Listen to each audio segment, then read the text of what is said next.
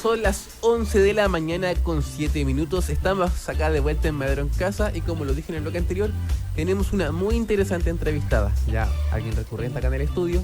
Estamos con Francisca Enríquez. Ella es abogada y hoy estaremos hablando de un tema bastante interesante.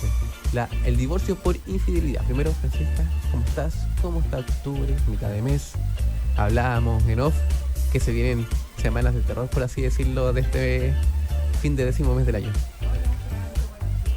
Se ha pasado rápido octubre, después de septiembre, después de las fiestas patrias, comentamos como que viene todo rápido, octubre, elecciones, después feriado, fin de semana largo, ya no nos vamos a estar ahí, la vuelta de Navidad. Elecciones, pestañeo, Halloween, ¿verdad? Halloween, sí, pues también tenemos ahí tantas cosas que vienen, pero bien.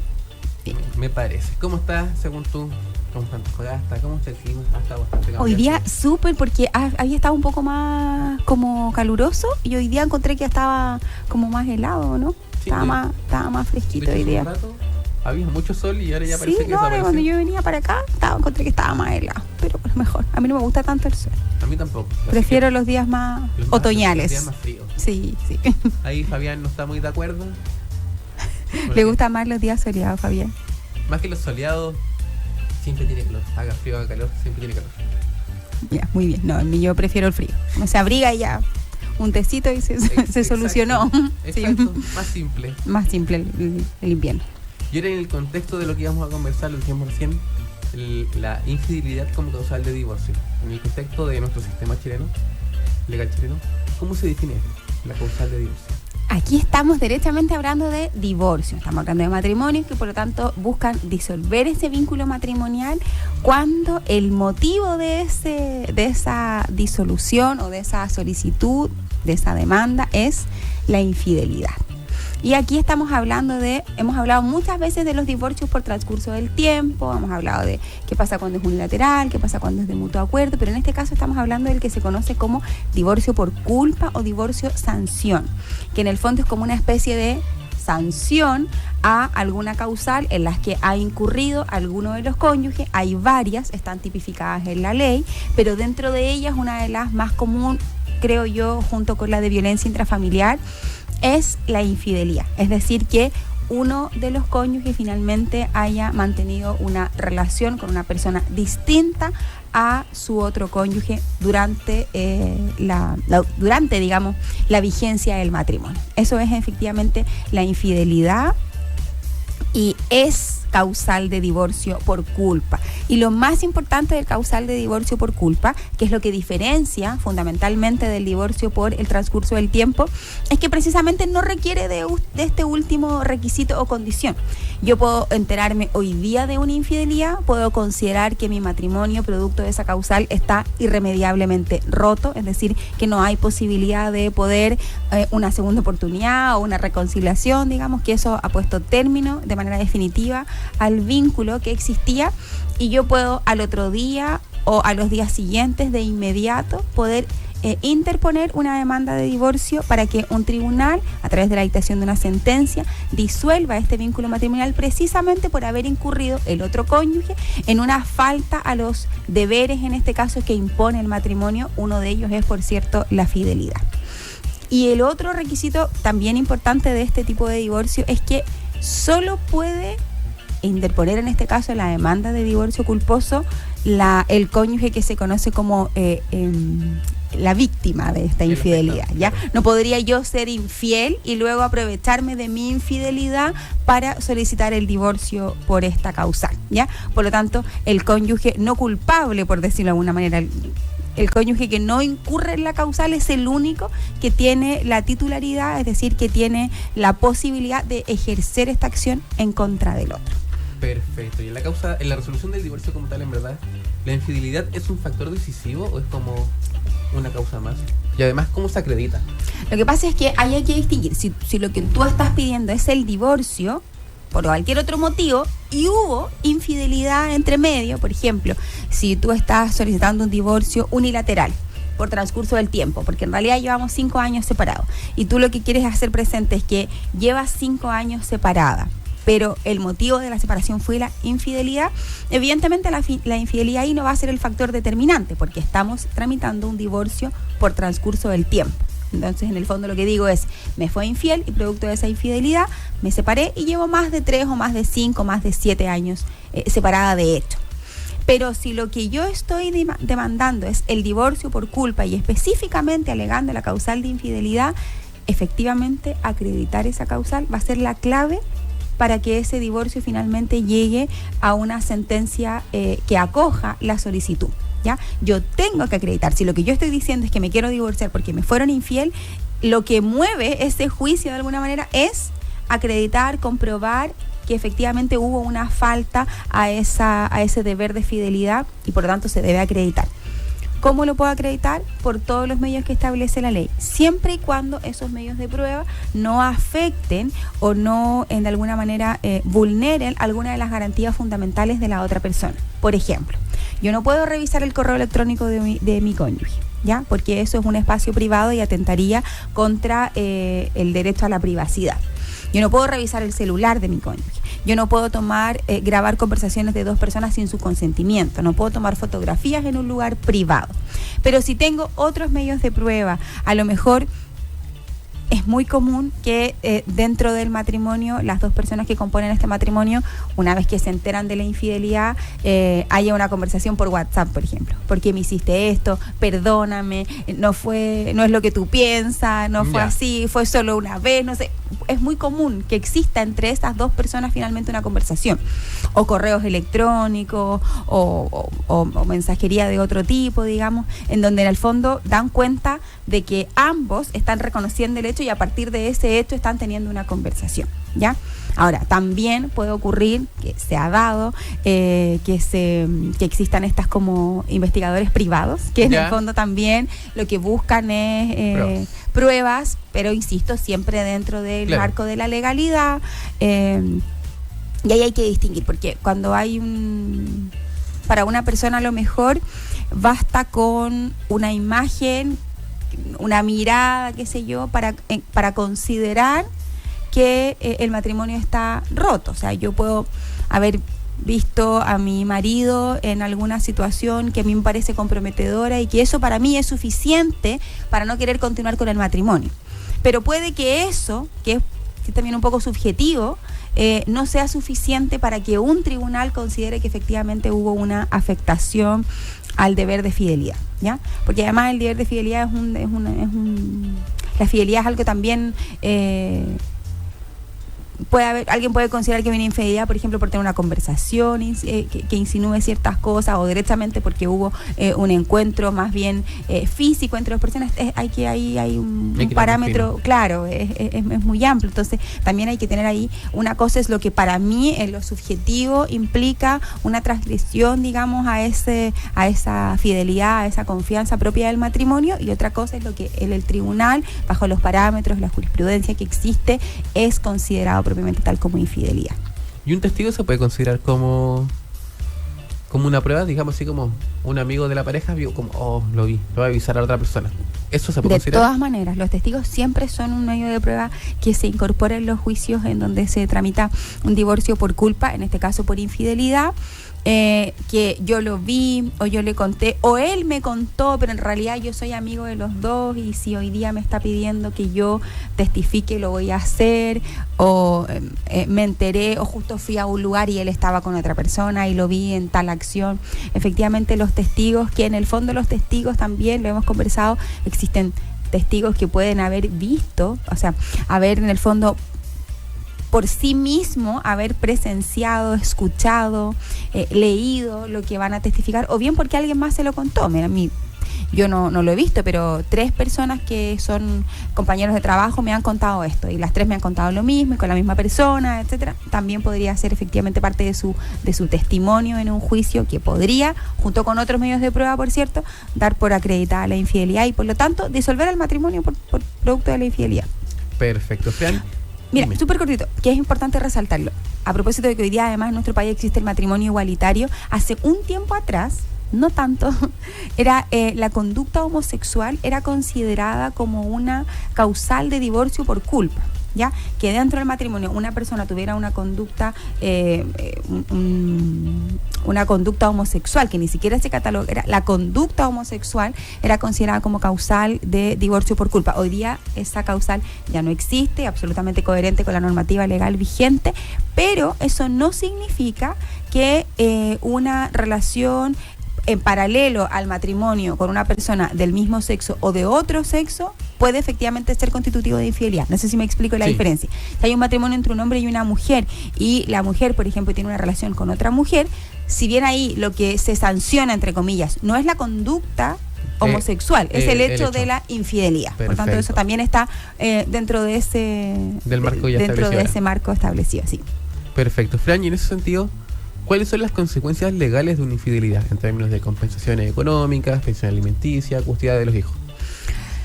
En términos generales no debiera tener repercusiones en temas que digan relación con los hijos, ¿ya? Lo digo en términos generales porque pueden haber situaciones en que, por ejemplo, estoy pensando en una causa que viene en alguna oportunidad, producto de una infidelidad, en este caso había sido del marido. El marido no solo incurre en esta causal de infidelidad, sino que comienza a tener una vida en paralelo, pero que además era poco coherente o en realidad distinta a una vida con los hijos, ¿ya? Viajaba todos los fines de semana, no estaba, se iba cada vez que podía a otra comuna. Entonces, de alguna manera, eso no era posible de conciliar con una relación directa y regular mucho más frecuente y fluida, por ejemplo.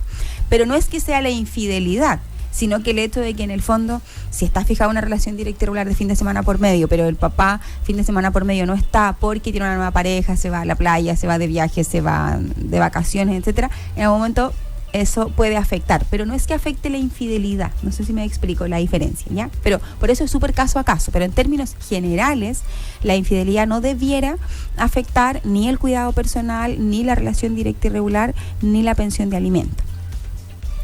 En general, ninguna cosa respecto de los hijos, porque se entiende que es una transgresión a los deberes del matrimonio que no tiene relación con la crianza, la educación y la frecuencia y libertad con que el padre que no vive con ellos pueda mantener. Pero tampoco respecto de la compensación económica, y eso es súper importante también dejarlo establecido. La compensación económica tiene un fundamento de ser distinto y no es precisamente la indemnización, ¿ya? Yo no puedo pedir una compensación económica sin tener los requisitos única y exclusivamente por haber incurrido en una causal de infidelidad. Ahora, ¿podría de alguna manera argumentarse? Podría ser, ¿ya? Porque eventualmente si yo cumplo con los requisitos de la compensación, no trabajé nunca para dedicarme a la casa, para dedicarme a los hijos, pero además descubro que en paralelo, mientras yo sacrificaba mi vida profesional por nuestra familia, mi marido tiene una relación paralela, no sé, de 10 años, claro, probablemente ahí hay un antecedente que puede ser puesto, digamos, que puede ser materia de discusión en el juicio, porque en el fondo a lo mejor el marido no trabajaba, los fines de semana no se iba a trabajar, tenía una relación paralela, yo pensé que me quedaba cuidando a los hijos para que mi marido trabajara, pero en realidad no era así. Muy caso a caso, pero en términos generales, para la compensación económica se deben reunir los requisitos que son compensatorios y no indemnizatorios. Pero todo en materia de familia también se le puede dar como una vuelta, una mirada. Los casos son todos súper distintos, algo que ahí se puede también ir analizando. Y siguiendo así como en esa misma línea, la infidelidad puede influir en la repartición de bienes. ¿Cómo se maneja este aspecto acá en Chile? No debiera repercutir en la repartición de bienes, ¿ya? Porque estamos pensando en una situación en la que hay sociedad conyugal, supongo que a eso se refiere, porque cuando hay separación de bienes no hay nada que repartir. Cuando hay sociedad conyugal, las reglas de la sociedad conyugal están súper claras, ambos cónyuges tienen derechos sobre los bienes comunes en la misma proporción y no debiera influir. Ahora, para ser bien honesta, muchas veces también, más que influir la infidelidad, cuando termina un matrimonio por esto y se van a poner de acuerdo, a lo mejor influyen las decisiones que puedan tomar ambas partes voluntariamente respecto de sus bienes. Pero legalmente no hay ninguna implicancia en la infidelidad. Perfecto. También te quería mencionar si existe alguna diferencia significativa, por ejemplo, en la tramitación de un divorcio por infidelidad, con otros motivos como cese de convivencia. O sea, con el cese de convivencia de todas maneras, porque el divorcio, como conversábamos al principio, hay como dos tipos de divorcio, que es por cese de convivencia, que en el fondo solo tengo que acreditar dos requisitos fundamentales, haber dado cumplimiento a 2, que son efectivamente haber cesado la vida en común por 1 o por 3 años, dependiendo si lo pedimos de mutuo acuerdo o de manera unilateral, y que durante ese periodo no se reanudó la vida en común, que no hubo reconciliación, que no hubo segunda oportunidad, y cumpliendo esos 2 requisitos y acompañando un acuerdo que acredite, en el caso del mutuo acuerdo, la regulación de todas las relaciones mutuas, se tramita el divorcio sin mayor problema, ¿ya? Pero en el caso del divorcio por infidelidad o cualquier divorcio por culpa, ¿ya? Por violencia intrafamiliar, por infidelidad, también hay otras causales, por ejemplo, que tienen que ver con la comisión de delito, hay otras causales que dicen relación, por ejemplo, con el alcoholismo y la drogadicción, ¿ya? Sin perjuicio de que ambas son entendidas como enfermedades, pueden efectivamente afectar ciertos derechos, afectar la tranquilidad de esa familia y pueden ser constitutivos también de una causal de divorcio. Pero como tenemos que acreditar más que solo la separación, sino que directamente haber incurrido en esa causa, los juicios se pueden extender por mucho más tiempo. Es menos como objetivo, ¿ya? Porque en el fondo, si yo tengo cese de convivencia desde hace 4 años, sí, hicimos el cese de convivencia de común acuerdo en el 2020. Y en realidad yo tengo testigos, él vive en otra ciudad, yo me quedé viviendo en Antofagasta, la verdad es que efectivamente no tenemos nada que ver, él tiene una pareja, yo también, es más objetivo el cumplimiento de los requisitos. Pero cuando hablamos de infidelidad, la infidelidad primero que todo puede ser, lo que conversábamos recién, en sí misma un poco subjetiva. Los parámetros de lo que es la fidelidad pueden ser distintos entre una pareja y otra, y por lo tanto acreditar eso es efectivamente un poco más complejo desde el punto de vista procesal. ¿Y en tu experiencia es muy común que los divorcios se soliciten por infidelidad?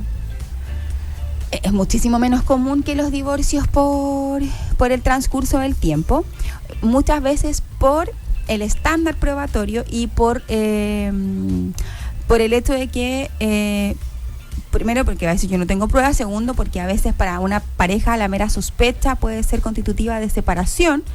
No tengo certeza si me fue infiel, pero eso de vivir con la duda, digamos, no quiero y me separo, pero no tengo certeza de una infidelidad, y probablemente por la tramitación propia del juicio.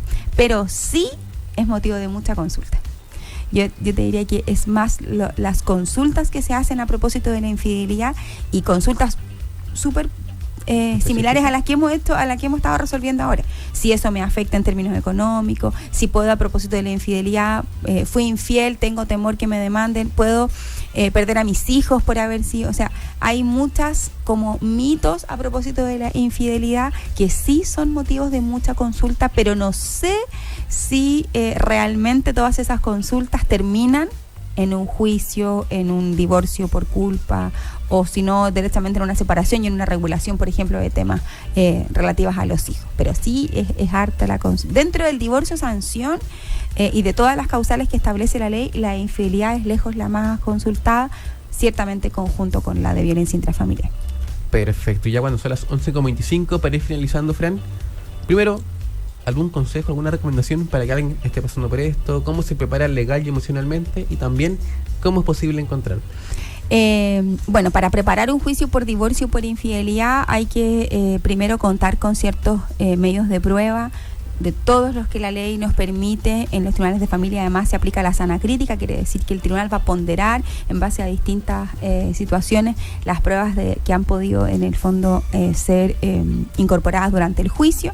Y claro que debe existir una preparación emocional, eso yo lo veo a diario. Yo diría que en todas las causas del derecho de familia tienen un componente emocional importante, tienen una carga ahí emotiva importante por todo lo que implica, porque finalmente lo que está en juego son las relaciones personales de la familia, las relaciones personales de cada persona, las relaciones familiares, y evidentemente eso tiene una carga, un peso emocional distinto. Muchas veces estos juicios son largos, muchas veces implica recordar, exponer situaciones que pueden ser angustiantes, y que en el fondo uno tiene que estar preparado para eso, para que el juicio lo pueda llevar de la mejor manera. Perfecto. Eso en cuanto. Y para cualquier duda, consulta siempre mi celular, que es más 569-733-40-143, y el Instagram, que siempre estoy además resolviendo las consultas, subiendo videos como con consultas pequeñitas de algunas personas, que es @abogada_Fran Enríquez. Perfecto, ya con esta información, con estos relevantes detalles que vimos sobre este tema, nos comenzamos a despedir, pero no se despeguen porque continuamos con más Madero en Casa.